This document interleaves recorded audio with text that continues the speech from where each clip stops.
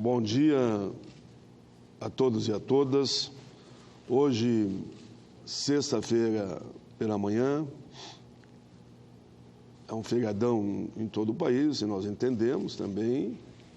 Eu tinha ficado de plantão aqui em Brasília, acompanhando aí, reunindo com as minhas preocupações na reforma da Previdência, reforma trabalhista e com a CPI da Previdência, mas como é uma sessão não deliberativa, não há quórum hoje aqui na casa.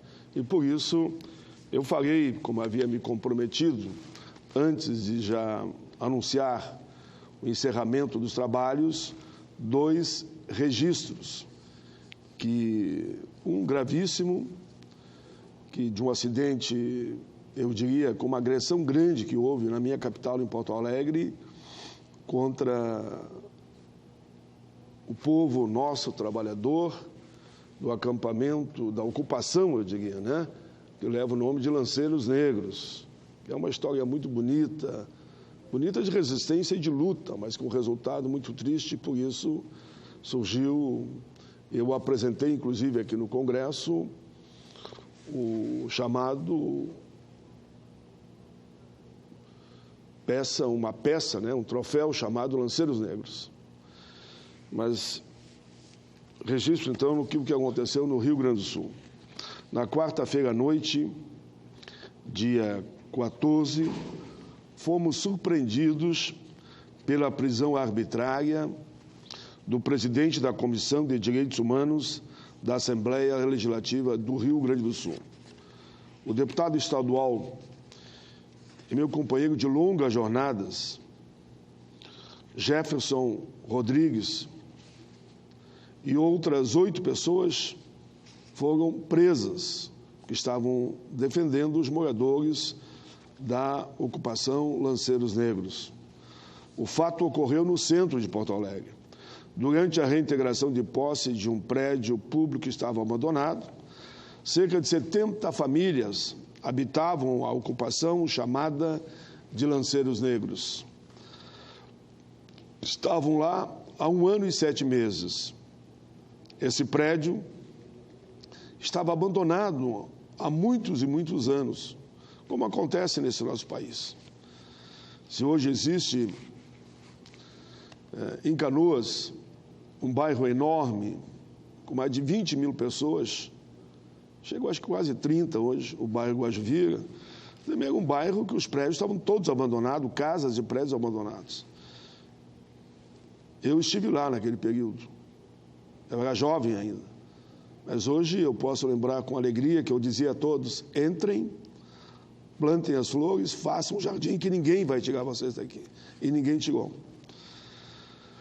Mas, infelizmente, eu tenho que destacar aqui, nesse momento, no Senado da República, que a desocupação foi feita à noite, em temperatura de em torno de 10 a 15 graus, muito, muito frio. O alvo eram, na sua grande maioria, mulheres e crianças, mulheres grávidas, idosos e trabalhadores, ali do centro, que não possuía moradia. Estava ali no centro da cidade, num prédio abandonado.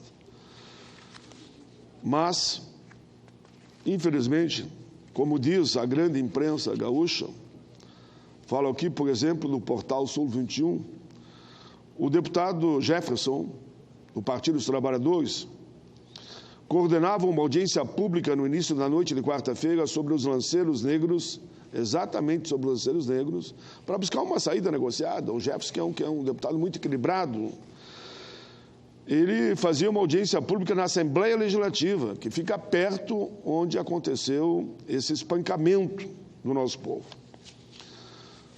Segundo o relato, no início do evento, não havia qualquer informação sobre quando a Brigada Militar iria lá conversar com aqueles moradores.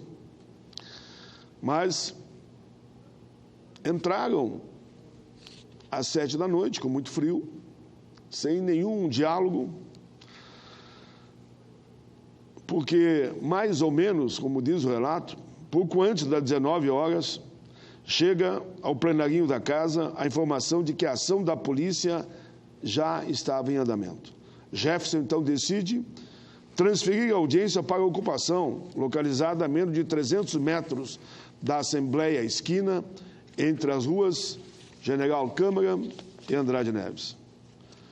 Diz o deputado Jefferson, deputado estadual do Rio Grande do Sul, no meio do caminho começaram a chegar vários polícias militares, acho que um grupo de mais ou menos 200 policiais.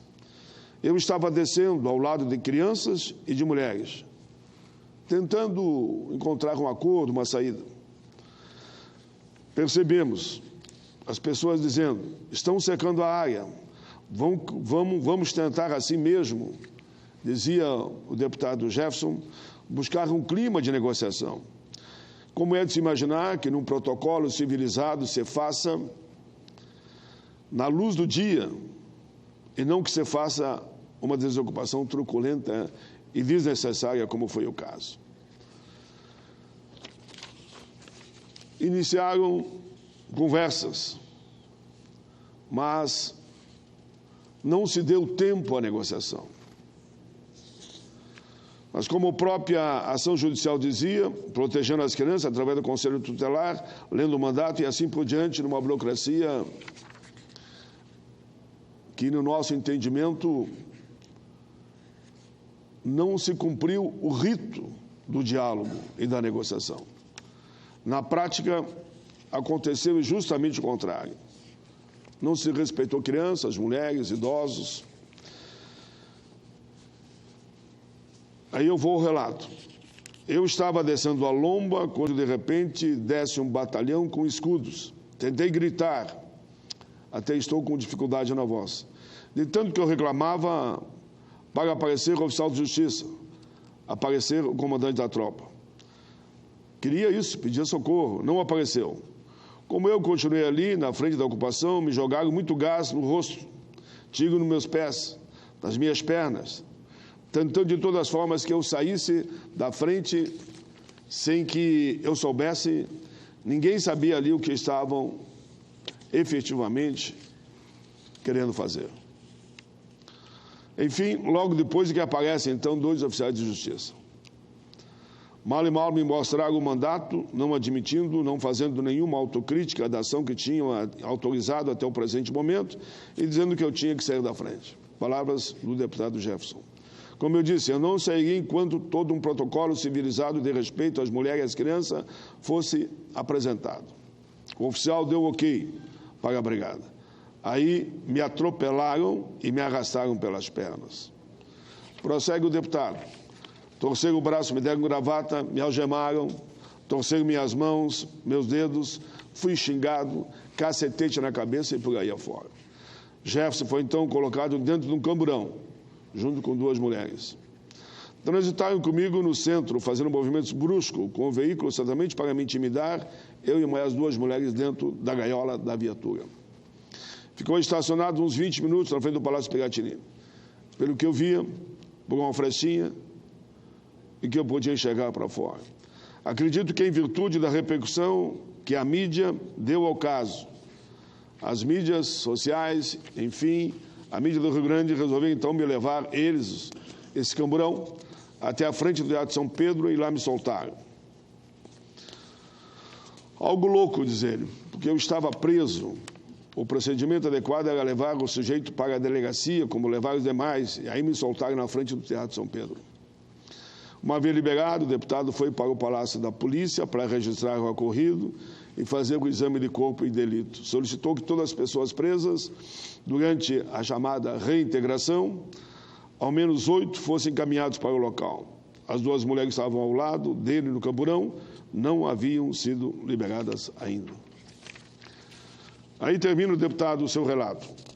Não há nenhuma vírgula fora do que eu estou falando. Tudo está comprovado, tudo está gravado. A assessoria do deputado transmitiu ao vivo pelas redes sociais as sessões. Vale lembrar que o deputado Jefferson Fernandes informou os policiais militares que era deputado, que estava ali representando a Assembleia Legislativa. Eles ignoraram tudo, mas como isso repercutiu, como repercutiu o fato, e é isso que me entristece, diz o deputado, se fossem só pessoas pobres, liderança da vila, que ali estavam, certamente a prisão arbitrária teria sido muito pior, talvez com mais agressão do que ocorreu comigo. Foi lamentável a atitude da Polícia Militar gaúcha.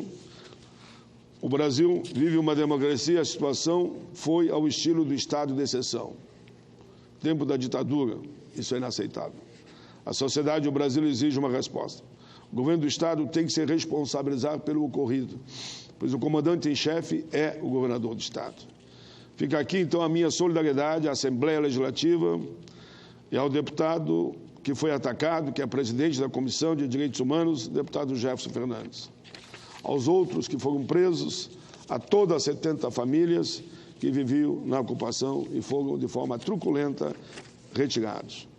Quero registrar também que tanto as entidades sociais, como partidos, como o PT, emitiram nota oficial sobre o triste e lamentável ocorrido. Sou autor aqui, no Congresso, de um projeto para criar o troféu Lanceiros Negros. Já adianto que, uma vez aprovado, o deputado Jefferson será um dos homenageados.